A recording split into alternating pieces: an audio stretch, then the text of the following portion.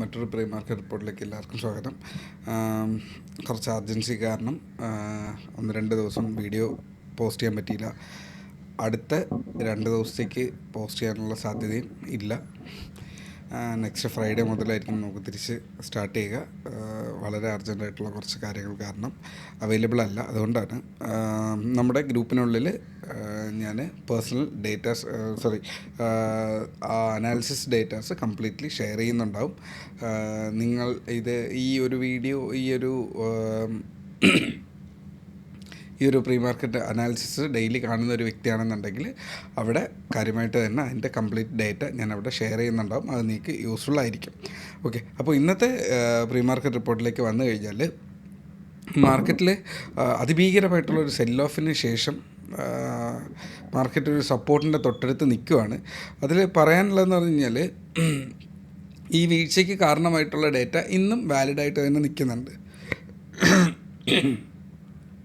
ആൻഡ്രോപ്പിക് എന്നുള്ളൊരു കമ്പനിയുടെ AI tool, AI plugin വളരെ എഫിഷ്യൻ്റാണ് എന്നുള്ളതും അത് ഒരാളുടെ ഒരു ദിവസത്തെ വർക്ക് 1 മിനിറ്റ് കൊണ്ട് റീപ്ലേസ് ചെയ്യും എന്നുള്ളൊരു ഫിയറാണ്. ആ ഫിയർ ആക്ച്വലി ആ പ്ലഗിൻ അവിടെ ഉള്ളത് തന്നെയാണ്.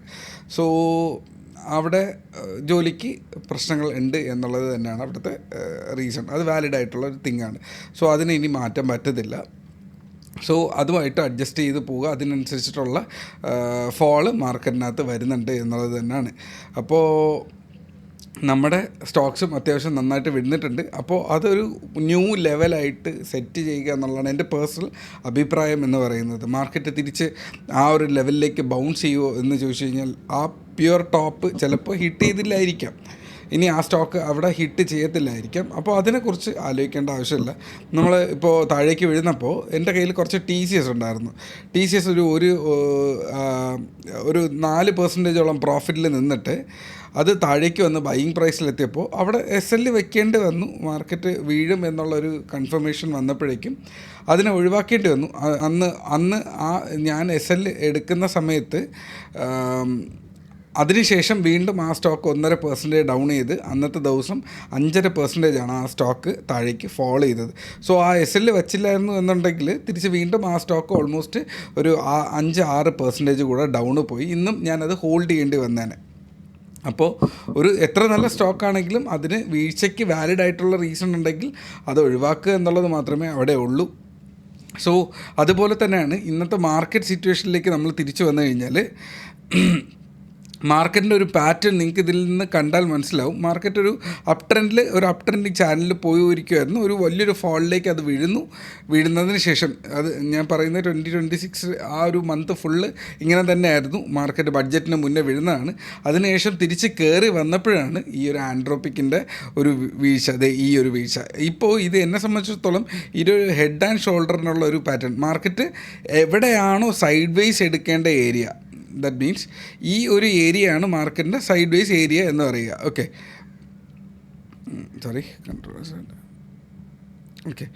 ഈ ഒരു ഏരിയയാണ് മാർക്കറ്റിൻ്റെ സൈഡ് വേസ് ഏരിയ എന്ന് പറയുക.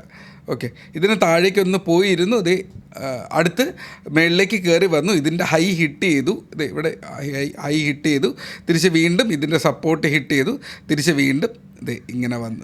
ഇത് ആക്ച്വലി എന്നെ സംബന്ധിച്ചിടത്തോളം ഇതൊരു കപ്പ് ആൻഡ് ഹാൻഡിൽ പോലത്തെ ഒരു പാറ്റേൺ. ഇല്ലെങ്കിൽ ഇതിനെ മൊത്തത്തിൽ എടുത്തു കഴിഞ്ഞാൽ ഇതൊരു ഷോൾഡർ, ഇതൊരു ഹെഡ്, അടുത്തിനൊരു ഷോൾഡർ വന്നേക്കാം. ഇല്ല, വരാതെ വേണമെങ്കിലും ഇതിന് താഴോട്ട് പോകാനുള്ള ഒരു റൂമുണ്ട്. സോ നിങ്ങളുടെ ചാർട്ടിൽ എടുക്കുമ്പോൾ നിങ്ങളിത് മനസ്സിലാക്കുക. ഈ ഒരു ഏരിയ ഒരു സൈഡ് വേസ് ഏരിയ ആണെന്നുള്ളതും 25,500-നും 26,400-ൻ്റെ ഇടയിൽ ഒരു 900 പോയിൻ്റ് അല്ലെങ്കിൽ ഒരു 800 പോയിൻ്റ് ഒരു സ്വിങ് ഏരിയ അവിടെയുണ്ട്. ആ സ്വിങ് ഏരിയയിൽ മാർക്കറ്റ് ഇപ്പോൾ ഈ ഒരു റൗണ്ട് എടുത്ത് ഇനി അടുത്ത് ഒന്നുകിൽ ഇത് ഇവിടെ നിന്നിട്ട് ഈ ഒരു റേഞ്ച് ഹിറ്റ് ചെയ്ത് താഴേക്ക് പോവാം. ഇല്ല എന്നുണ്ടെങ്കിൽ ചിലപ്പോൾ ഇതിങ്ങനെ തന്നെ തിരിച്ച് വരാം. ഓക്കെ, അത് ലിറ്ററലി ഏത് ഡയറക്ഷനാണെങ്കിലും എനിക്ക് നമ്മളുടെ കയ്യിലിരിക്കുന്ന ഡേറ്റയല്ല, വരട്ടെ. മാർക്കറ്റ് അതിനനുസരിച്ചിട്ട് നിങ്ങളൊരു റെസ്പോണ്ട് ചെയ്യുക.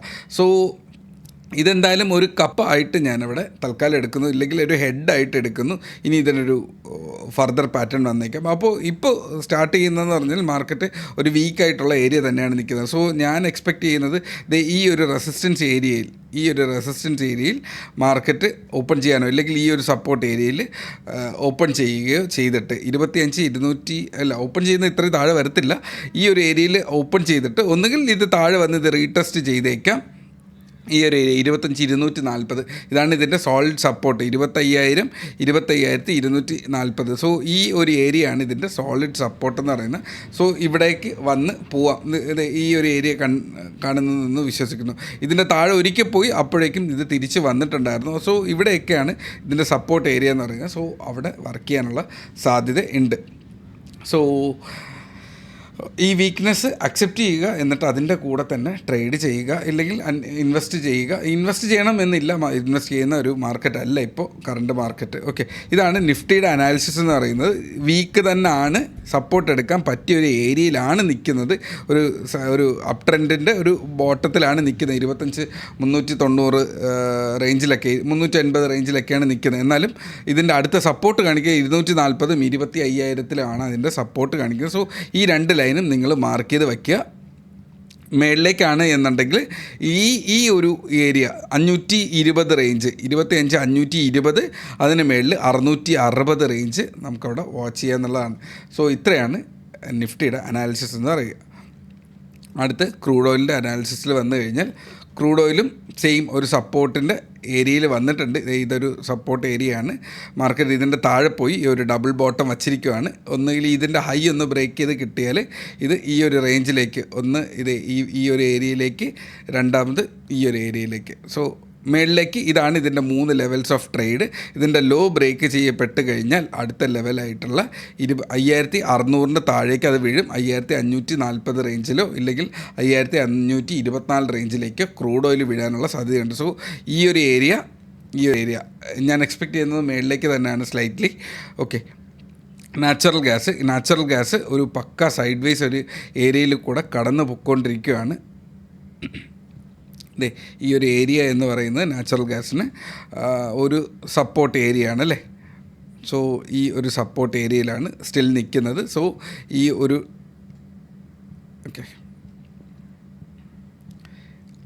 ഒരു ഏരിയ സപ്പോർട്ട് എടുത്ത് ഇത് തിരിച്ച് കയറുന്നു, വീണ്ടും സപ്പോർട്ട് എടുക്കാൻ പറ്റുന്നില്ല. സോ ഇതിൻ്റെ ഹൈ ബ്രേക്ക് ചെയ്ത് കഴിഞ്ഞാൽ ഒരു 304 മേളിലേക്കാണ് എന്നുണ്ടെങ്കിൽ 316 റേഞ്ചിലേക്കോ 328 ഇത് പോകാനുള്ള സാധ്യതയുണ്ട്. ഇതിൻ്റെ ഈ ഒരു ട്രെൻഡ് ബ്രേക്ക് ചെയ്ത് പോയാൽ 284 താഴെ പോയാൽ 264 റേഞ്ചിലേക്ക് ഇല്ലെങ്കിൽ 248 റേഞ്ചിലേക്ക് ഇത് താഴേക്ക് പോകാനുള്ള സാധ്യത ഉണ്ട്. സോ ഇതാണ് ഇന്നത്തെ അനാലിസിസ് എന്ന് പറയുന്നത്. ഇതിനനുസരിച്ച് നിങ്ങൾ ട്രേഡ് ചെയ്യുക. ഇത് അടുത്ത 1-2 ആഴ്ചത്തേക്ക് വാലിഡ് ആയിട്ടുള്ള സംഭവമാണ്. ബിക്കോസ് മാർക്കറ്റിൽ ഇനി ഒരുപാട് വീഴ്ചയ്ക്കോ ഇല്ലെങ്കിൽ ഒരുപാട് കയറ്റത്തിനോ ഉള്ള ഒരു സാധ്യത കുറവാണ് ഇന്നത്തെ ഡേറ്റ വെച്ചിട്ട്. കാരണം മാർക്കറ്റ് വീഴേണ്ട അത്രയും വീഴുന്നിട്ടുണ്ട്. 25,000 റേഞ്ചിലേക്ക് വരാനുള്ള സാധ്യതയുണ്ടായിരുന്നു.